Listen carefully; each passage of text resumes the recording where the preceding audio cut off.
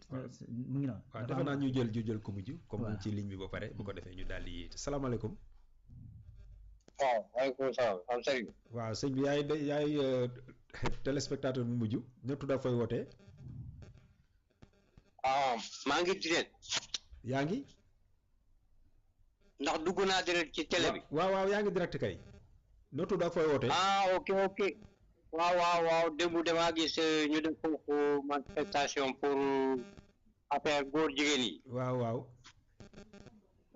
man affaire bi wax dëgg yàlla ñun suñu président bi légalisé affaire góor jigéen fii ak baliwul mandat bi mooy Zapatero Espagne fii.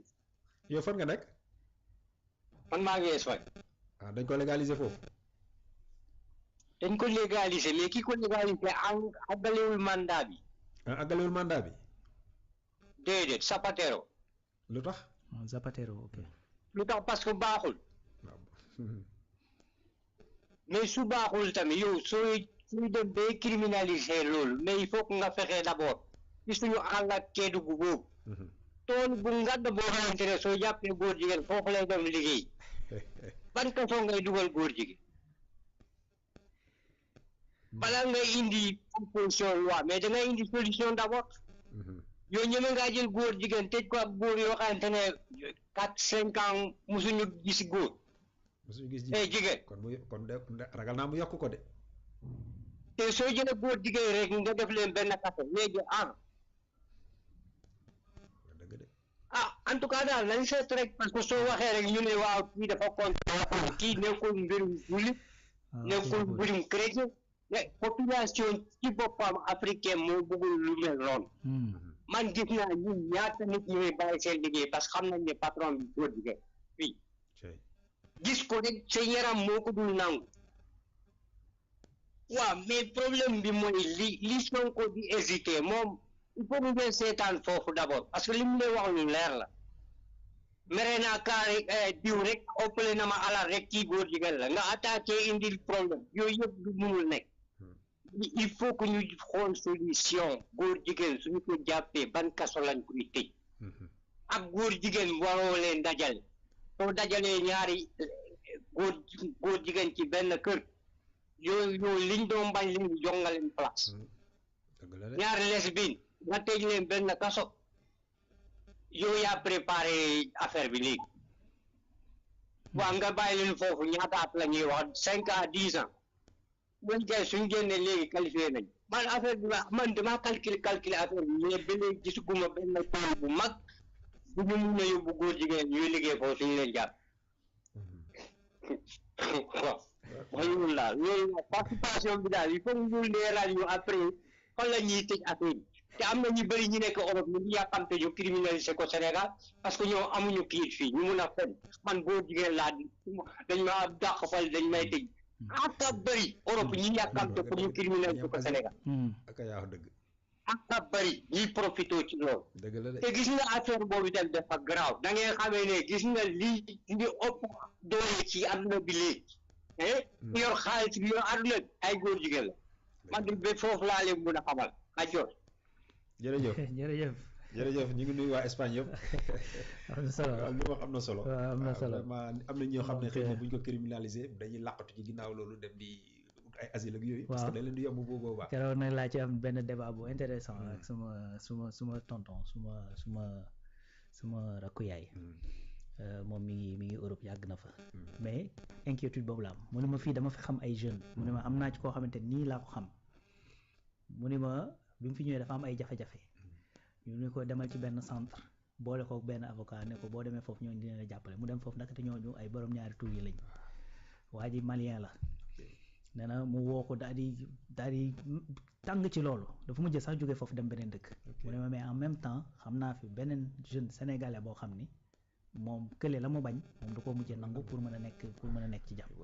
tu vois mu ne ma tey boo demoon fu mel ni Belgique bari na effectivement ay cas yu demee noonu yu bari yoo xamante ne am na fa c'est-à-dire ci Europe bi yëpp un peu partout aussi donc ñoo xam ne mu ne ma loolu rek la ñuy xaar ñu criminaliser fu mu toll nii ba ñu mën a jaaree ci loolu pour mën a nekk définitivement ñoo xamante ne ñoo nekk ci loolu donc mais bon mais quoi qu'il en soit c'est-à-dire le Sénégal c'est un pays souverain.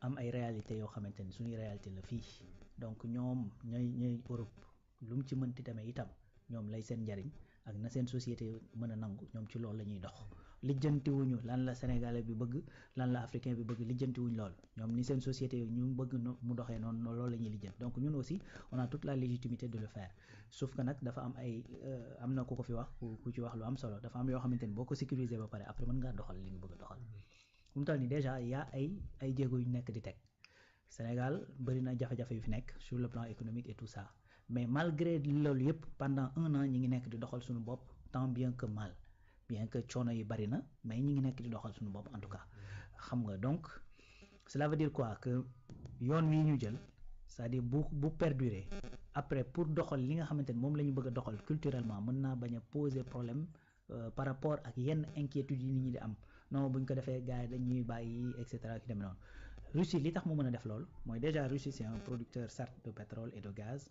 bu mag a mag a mag ci àddina bi Russie dafa rëy boole ci maanaam bu Europe jëndul Chine jënd parce que dañoo diversifier seeni partenariat te loolu bokk na ci li nga xamante ne état mi ngi nekk di ko dox tey gis nañ dem nañ Mali dem nañ Burkina xam nga ñi CEDEAO ma ngay waxtaan ak AES une question très très très importante qui est presque passée inaperçue bu weesoo yenn poste yi nga xamante ne moom lañ def sur les réseaux et cetera c'est presque passé inaperçu et pourtant c'est quelque chose d'hyper important donc loolu c'est-à-dire espace boobu maanaam buñ ci doxee ba yàlla dogal li nga xamante ne moom lañ ci bëgg ñu amaat ko gars yi di demalante bi dikk beeg ratax c'est-à-dire le marché day élargir boo ko amee nag à l'échelle de l'Afrique c'est encore mieux xam nga donc déjà y a Zeleka moo ëpp Afrique moo ëpp CEDEAO fukki junni yoon déjà zone boobu yow boo ko amee sa marché yaatu na tey bu fekkee ni da nga doon jaay France bëggatul jënd mën ngaa jaay fële bu fekkee da nga doon jaay États-Unis bëggatul jënd mën ngaa jaay Russie c'est-à-dire tu diversifies les partenaires et là l'État est en train di teg ay jéego yooyu le simple fait que encore une fois ñu mën a dund pendant 1 an sans le FMI et la Banque mondiale ça veut dire qu'on est en train de réorienter effectivement sunu fi ñu jëm voilà 1 an et poussière accord bi ñu signé ak FMI ça date du 23 juin 2023 un accord bu ñu waroon permettre ñu am 1150 milliards ba léegi yotuñu ci fukki dërëm te ñu ngi dox metti na nag ça on le sent c'est normal parce que fi ñu fekk réew mi la bor yi bari nañu ñoo ngi nekk di fay mais tey koo xamante ne da nga dajale bor yi paysans yi amoon sur les 3 ans ou 4 ans nga fay ko fay boru hôpitaux yi commencer fay la dette intérieure au niveau des banques et cetera c'est-à-dire tout ça combiné. infrastructure yaa ngi dox. ñu ngi ko gis Dakar peut-être dans les villes de l'intérieur. ñu ngi defar. exactement beneen kii bi ma lay jox gis nga tey le ministre Cheikh Tidiane Dièye ci côté ndox parce que man li ma gëm te di ko wax te loolu mooy dëgg sax c'est-à-dire un pays qui maîtrise pas son eau un pays qui maîtrise pas son énergie ku maîtriser wul sa suuf. c'est des domaines souverains. munoo développer wu. c'est pas possible gis nga actuellement dafa am contrat bu fi nekkoon boo xamante ni sa état da ko signé woon. ñu waroon ci installer 85 forages disséminés un peu partout dans le Sénégal 85. Le ministre Cheikh Tidiane Dièye a renégocié le contrat maintenant au lieu de 85 sans que Sénégal débourse 1 franc de au lieu de 85 forages 101 forages léegi la ñuy def tu vois c'est-à-dire 16 forages de plus c'est-à-dire 16 localités yoo xamante ne dinañu permettre léegi ñu accéder à l'eau mais loolu c'est un exploit boo xamante ne même étude la mën a def aussi ci électrification rurale mais en pagaille non et puis loolu ça a déjà été fait électrification rurale en moyenne le régime de Macky en moyenne mi ngi doon def 125 villages par année 125 villages par année en moyenne Jean-Michel a électrifié 172 villages entre janvier et mai 6 mois 172 villages c'est-à-dire ci 2025 172 alors que ñële en moyenne c'était 125 villages donc encore une fois Cheikh Tidiane li mu def nii et sans débourser un sou donc loolu ban indicateur la lay jox c'est comment étaient gérés les contrats et comment les deniers publics étaient gérés nga xamante ni lu ñu la wax rek nga ni non comme état bi la comme c'est pour le pays amul prix lu ñu defar réew mi amul prix loolu la ñuy jooy ci BRT bi loolu la ñuy jooy ci TER bi loolu la ñuy jooy ci leneen ak leneen autoroute à péage et cetera donc mu ngi noonu donc en tout cas je pense que tous les sujets sont importants tous les sujets mais benn bu ci nekk ko koy doxal nañ ko bàyyee mu doxal ko ni nga xamante ne moom lay loolu je rappelle la fameuse phrase de Steve Jobs bi may wax souvent on ne recrute pas des gens intelligents pour leur dire ce qu'ils doivent faire, on recrute des gens intelligents pour qu'ils nous disent ce que nous devons faire. Et le Sénégal a recruté ñoo xamante ne ñoom la yóbbu palais ñi primature recruter ay députés. Donc bu ñu leen proposer li ñu bëgg dañ leen bàyyi ñoom ñu wax ñu quelle est la meilleure méthodologie à suivre bu fekkee dem nañ nag ba gis ñu résultat su boobaa ñu jógaat taxaw parce que tamit ñàkk gis résultat mooy indi sanction bu vote accès. loolu ko yombal mooy mettre l'homme qu'il faut à la place qu'il faut. C'est tout. Macha Allah c'est tout donc mi ngi noonu en tout cas di la jaajëfal. jërëjëf ci ni nga tenir woon plateau bi je pense que y a des postes qui sont menacés ah. yaa ngi sàmm xel gaay rek. di talaay. En tout cas doyen mi ngi seeni tànk faites attention. donc ñooy ay qualifiés man sa ginnaaw laa nekk. En tout cas maa lay jaajëfal bu baax di ko ñaanal wér. c'est ça dellu sa jàmm. c'est ça donc di jaajëfal ñu doon suivre ñëpp rek. donc à travers direct bi di jaajëfal sama yaay jooju Khadijatou Diagne Diop donc di ko bëggee lu bare bari moom ak toute sa famille également donc ñi nekkoon ci live bi ñëpp en tout cas donc Diawartou Sène donc ku mel ni Dadou Lay voilà Dadou Lay moom mel ni souvent voilà mu ngi noonu donc Ibrahima Ndiaye waa Khadijatou moom laay wax suma yaay bi moom c'est une maman. Voilà, au-delà effectivement de nous suivre, elle supporte. Donc voilà, voilà, moom dina xam li may wax waaw moom elle supporte. Et puis dafa mobiliser toute sa famille derrière Média 28, ses amis et tout ça.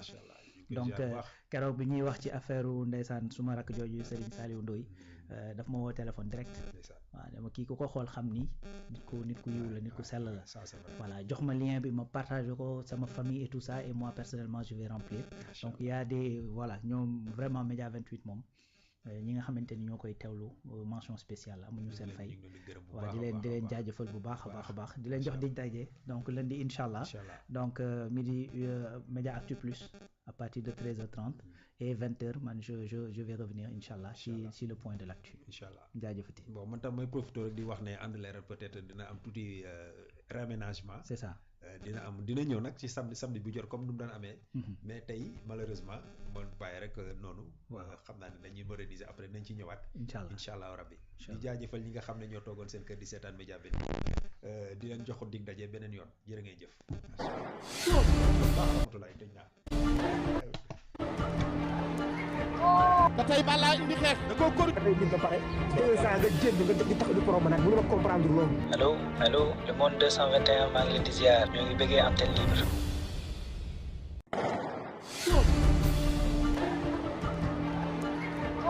ba tey balaa indi xeex da koo kor tey nit ba pare 2 ans nga jéem nga di tax di promenade mënu ma comprendre loolu allo le monde 221 maa ngi leen di ziar ñoo ngi bëggee Antenne Libre